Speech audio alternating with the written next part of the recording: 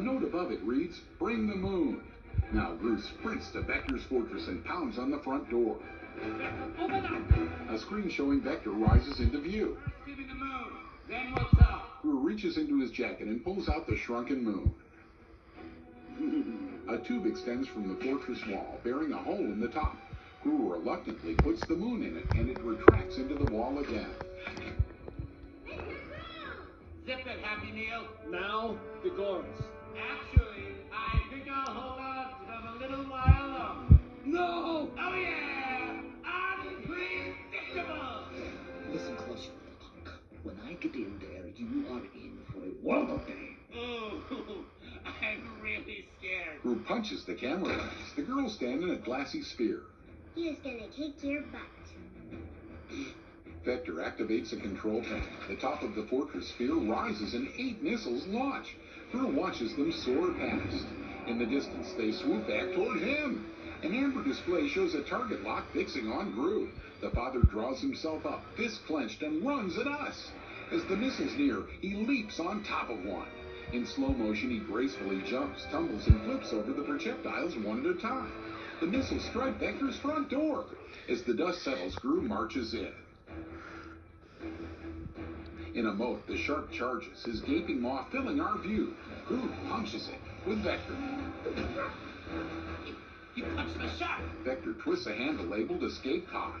As Gru races toward the sphere, its top section lifts away, revealing a stem-like underside. The mushroom-shaped pod drifts toward the camouflaged pyramid. Gru scrambles up its steps. Near the top, he leaps and grabs hold of the pod stem.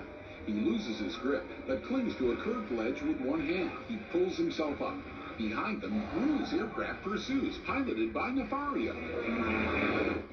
There he is. Gru balances on the ledge. He loses his footing, but catches himself by his fingers. Hang on, Gru. As Gru struggles, his aircraft swoops closer. He slips further down the stem. Oh, no. He slips, falls, and lands on board his own ship.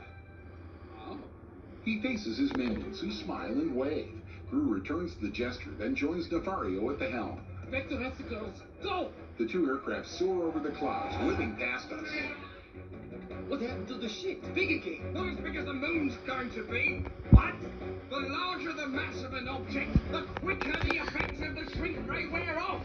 I call it the Nefario principle. I just came up with it now, actually. Oh no.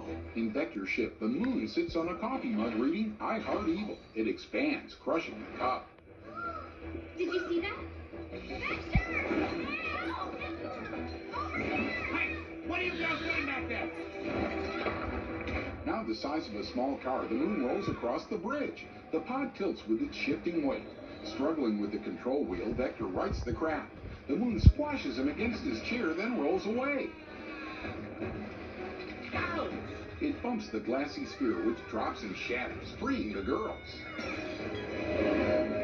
Get as close in as you can. You got it. Gru pushes a button on the controls. From the ship's wing, a grappling device rises into view, then launches.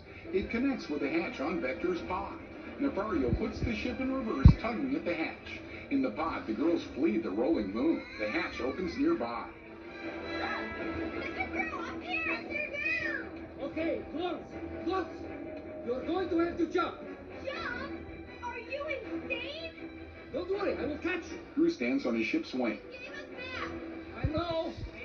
And it is the worst mistake I ever made. But you have to jump now.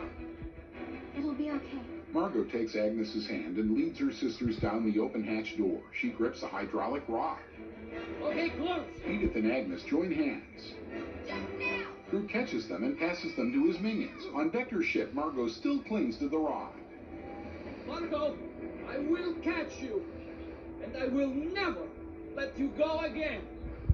Margot shifts her gaze. Below, Gru holds his arms out pleadingly. Margot edges forward, then jumps. Vector catches her by the collar and yanks her back. Not so fast! No! Let me go. As he draws his piranha gun, the rolling moon bumps him. Vector catches himself, but Margot falls. Margot!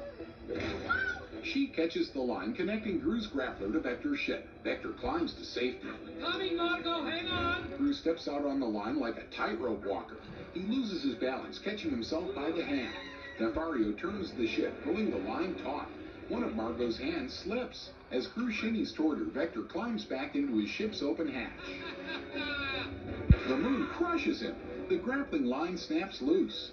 Gru and Margot fall. The minions worriedly watch as the two plummet hundreds of feet. A small hand grabs Gru's. He scoops up Margot in his other arm and holds her tight. I got you. They dangle from a chain of smiling minions. On the pod, the rolling moon carries Vector across the deck, scraping his head against the ceiling. It smashes a red button. The pod's jet ignites, blasting it upward. On the aircraft, the minions pull up their self-made chain. The moon bursts through the pod, launching Vector into the air. He lands on its dusty surface. As Gru, the girls, and the minions gravely look on, a bright light flashes. Opening their eyes, they find the moon back in its place, large and brightly haloed. In space, Vector sits up, his head encased in a plastic bubble. He sees the distant Earth.